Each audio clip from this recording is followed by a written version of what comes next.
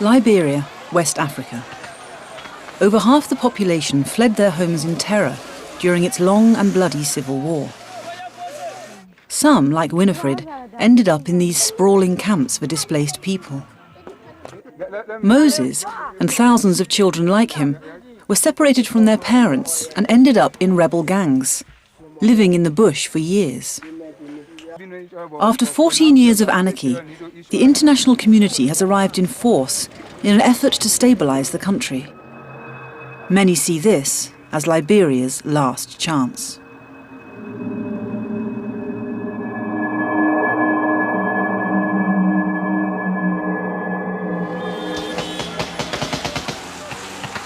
Liberia has endured years of destruction, characterised by marauding gangs of youths, mercenaries and chaos.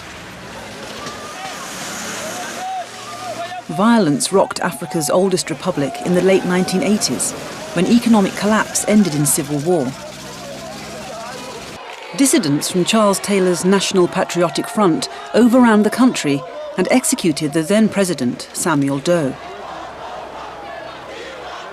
Charles Taylor himself was elected president in 1997, but the violence continued. The crisis came to a head in July 2003. Thousands fled to the capital, Monrovia, to escape gangs in the countryside. But even the city wasn't safe. Hundreds were massacred in the streets, caught in the crossfire between rebel forces and government troops. Ordinary Liberians begged the international community to help.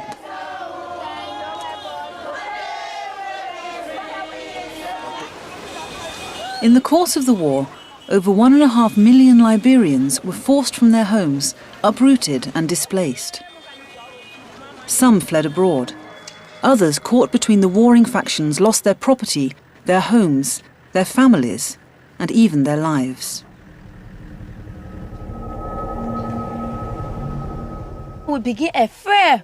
So when we hear the concern, we always feel that the people are coming. So we take our luggages and begin to run. And running, sometimes straight bullet may catch someone, that the gunshot, the person may die. I mean, you can't get a chance to even look by, even as your daughter or your son, and you just have to continue moving, just for you to fight for survival. The pleas of ordinary Liberians were finally answered in August 2003, when troops from the international community arrived to oust Charles Taylor.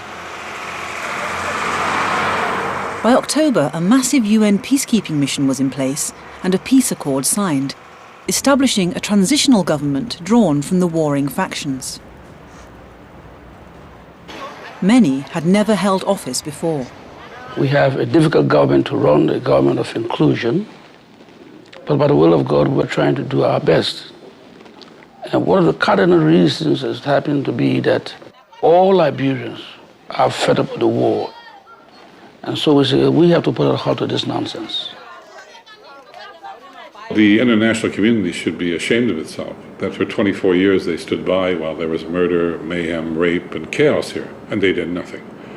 It was only once the whole of the West African region, Sierra Leone, Guinea, and Cote d'Ivoire, began to fall apart, that someone finally said, look, Liberia is the problem. Charles Taylor is the problem in Liberia. We need to do something, and we need to do something now. We have a country here of, 3.3 million people. The economy is totally destroyed. By that I mean there is no electrical grid, telephone system, street addresses, postal service, and Monrovia is still a city of 1 million people without water or electricity. Today, Liberia is a country holding its breath. In December 2003, the first attempt to disarm and demobilise warring factions was overwhelmed by the huge numbers of combatants wanting to hand in their weapons. A second attempt is now well underway. Over 14,000 UN troops from 49 countries have been deployed to demobilise up to 45,000 combatants. It's a concerted effort to encourage all the fighters to finally hand in their weapons. Disarm today to unmute and live a better life. This message is brought to you by the Public Information Section of the United Nations Mission in Liberia.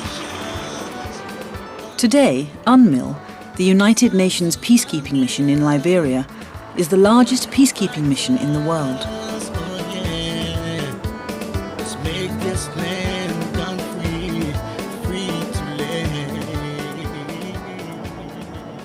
Without the demobilisation and demilitarization, there is no stability, there is no safe and secure environment, there is no refugee return, there is no displaced person return, and ultimately the process comes to a stall.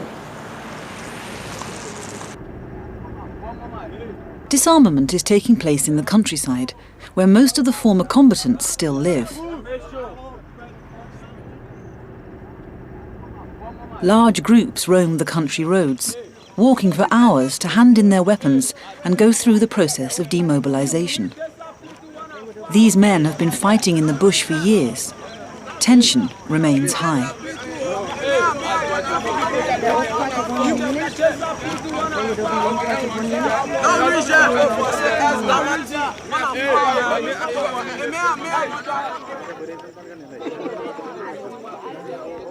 Every morning, the military pickup points are crowded with men and women waiting to be taken through the process of demilitarisation. With so many people caught up in the fighting, it's hard to know just how many combatants there really were and how many need to be disarmed.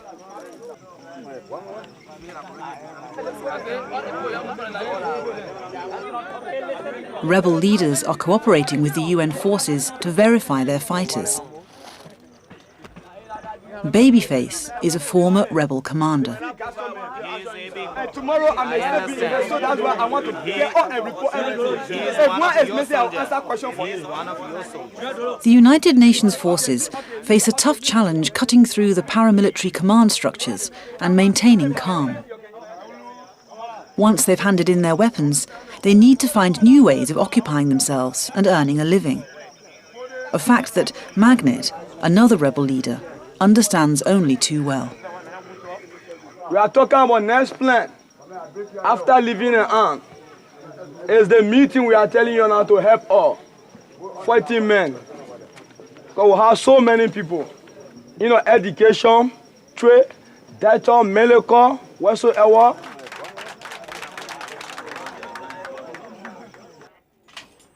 $20,000 weapons and nearly 5 million rounds of small arms ammunition have been handed in to date. It takes just 2 days to fill up this container, and there are about 20 other sites like this. With every fighter thought to have at least 3 weapons, there are still many more to come to light. Children, both boys and girls, formed a large part of the warring factions. This boy had been living with rebel fighters since he was 6 years old. His real name cannot be revealed to protect his identity. We have called him Moses. What your age? How many years old? 21. Huh? Huh? 21. 31? No, you can't be 31. That's too much. 21. 10 and 1. Oh, 10 and 1, 11 years. Good. 11 years. These children, too, are going through the difficult process of demobilisation. Children are used because they are easy to manipulate. You catch them, force them to do things, you order them to do things, and they do it perfectly, without questions. So children have been very easy target for these people. That's why we have many children. And besides, most of the grown-ups, they are lost in war. Children, 8 years old, use these weapons. Imagine, 8 years old. Babyface. Yeah. How are you doing? Fine. This is RPG. All right. You go through this one. Once they're disarmed, all the adult ex-combatants go to a cantonment camp for 5 days. Here they get processed and are given some ideas for their future. The children are taken to a separate camp immediately to break the link with their commanders.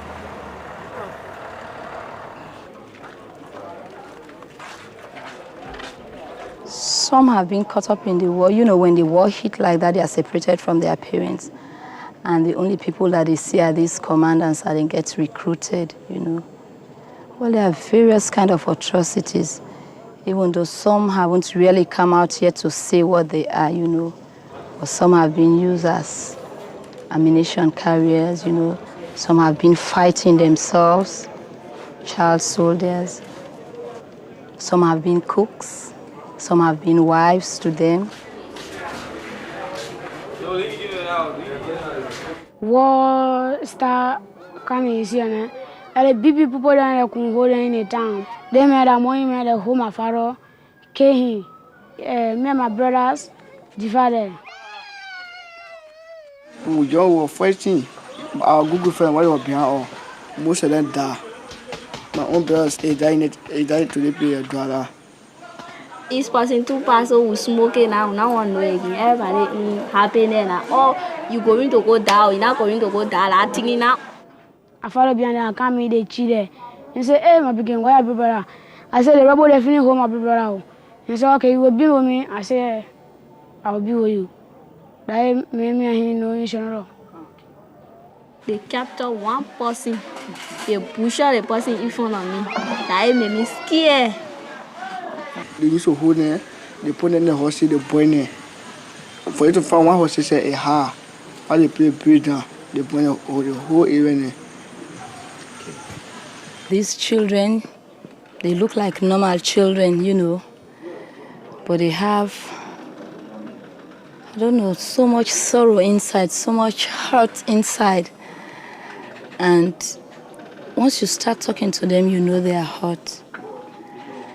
We want these children to be reintegrated in the society, and we need to teach them how to live again. So we have to help them to reunify them with their families. It's like if we don't protect them in this land, they will be street children. They will be left on their own. They will be left to fend for themselves. And then probably there will be a recurrence of this incident again. It's difficult for children caught up in the fighting to adjust to their new lives. But with half of the country's population still displaced, ordinary Liberians too are desperate to start rebuilding their lives. So far, the total of 6,475 people have been disarmed during the second phase of the DDR program. So that's in 60 After more than a decade of civil war, most Liberians still live away from their original settlements. Some live in makeshift accommodation in Monrovia, hospitals, old hotels and schools. 500,000 people live in internal displacement camps. There are 24 official and a further 15 unofficial camps throughout the country. These camps sprang up overnight. When one camp was attacked, the residents fled and set up another. Most camps now house about 20,000 residents in cramped conditions.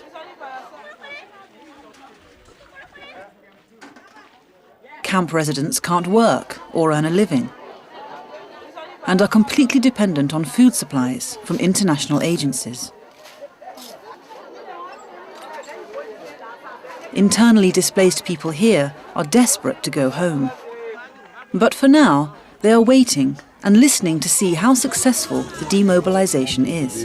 And join the United Nations and other friends of Liberia to rebuild those things we have destroyed.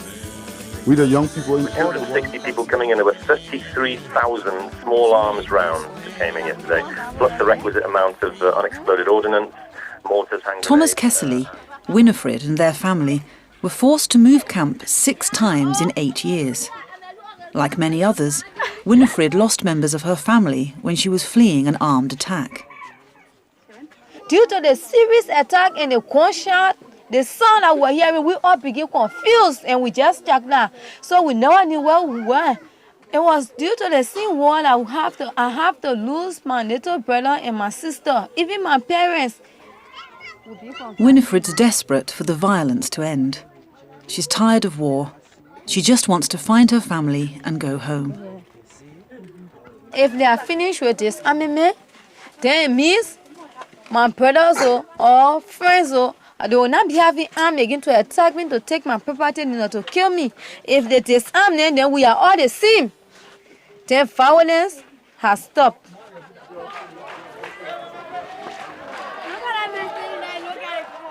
Close to the disarmament site, back in central Liberia, Moses has been brought to this interim care centre with over 100 other boys. It's just one of 28 care centres that exist to house both boys and girls while they wait to be resettled.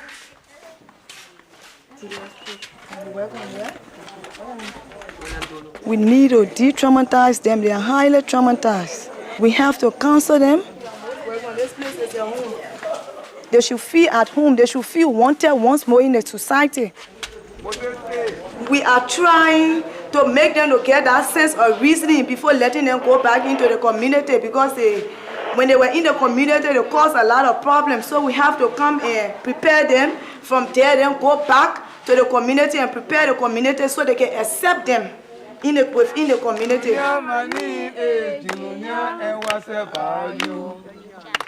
My name is Charles, my name is Charles, and what's about you? But it's not just the children who need to be rehabilitated. The community too needs to be able to accept their return. How will these children and their adult ex-combatant counterparts be accepted back into society? Many have, after all, been forced to murder, rape, and pillage from neighbours who they will see every day.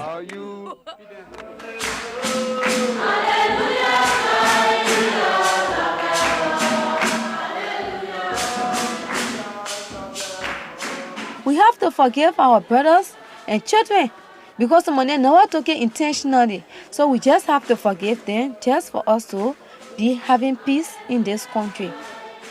Because if we say we go against them, then mean the same tribal war will continue. It was not their fault per se. And they had a choice that they beating your mother or your sister, raping your wife, killing your children, and you feel within yourself, so definitely I will join because I want to save my people. So I will join in. It was not their fault. So we just have to forgive one another. First step on the road to rehabilitation is reuniting the children caught up in fighting with their families. Milton Gertie from the International Red Cross is trying to help Moses find his mother. You're looking for your family, right? Okay. Well, you know what time you were born? Me? No.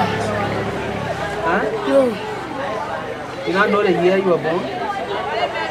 I don't know the year when I was born. Now, in a situation, who you think you want us to help you find? To tell them that you're here, and if you want to go, who you want to go to? My mom. Your mom? Okay. Many children got lost based on the circumstances, and they got lost. Even because of the low education provided to the children. Some of the children don't know the fixed address of their parents, even the hometown they come from. So we, in tracing, are finding it difficult to even find some of the parents. This is why some of the cases have to take a long time. While Moses remains in limbo, Winifred is starting to see the possibilities for her future after the war. As part of a nationwide programme, she and others in her camp are being registered to see where they want to settle when the demobilisation process is complete and what they hope to do in the future. Peace will only last in Liberia if people can go home in safety and have a means of standing on their own 2 feet. Winifred's dreams of finding her family again are also becoming a reality. While we were filming, she was finally, after 5 long years, reunited with her brother Anthony and sister Helena. I'm very happy to receive my brother and sister. And now we want to go home to our parents and we all live together happily. Till I have to hug now. You all hug me. I'll come together.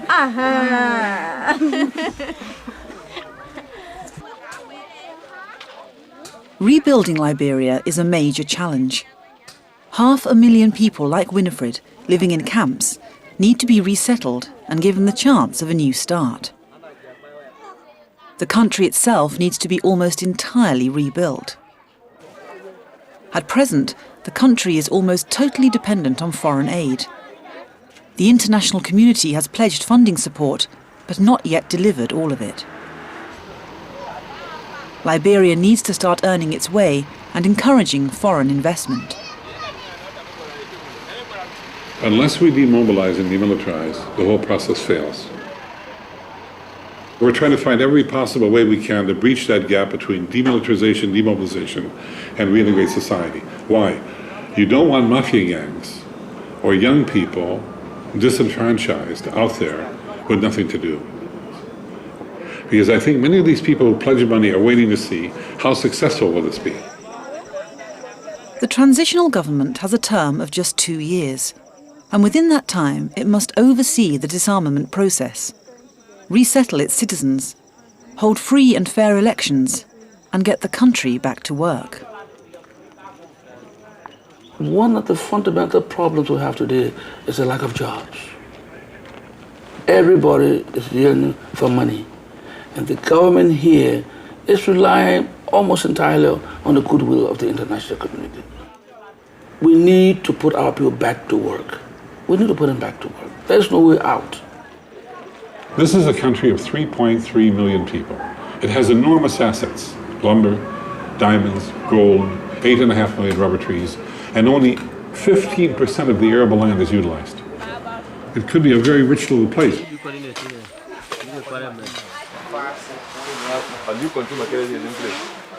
With more than 59,000 fighters demobilized in the last 3 months, and another 15,000 waiting to follow, the priority for Liberia today is to find a way of engaging them in rebuilding their country, to sustain the peace, so that individuals like Winifred and Moses can have a future to look forward to and can finally go home.